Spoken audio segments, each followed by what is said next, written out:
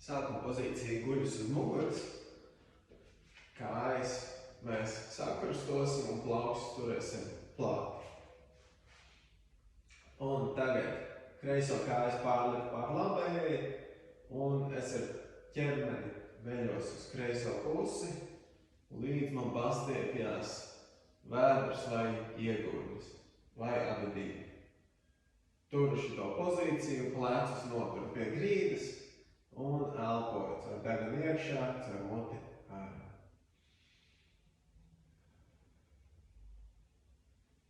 Atgriežamies sākumā, kājas samainam, labā kāja pār kreiso un veļamies uz labo pusi.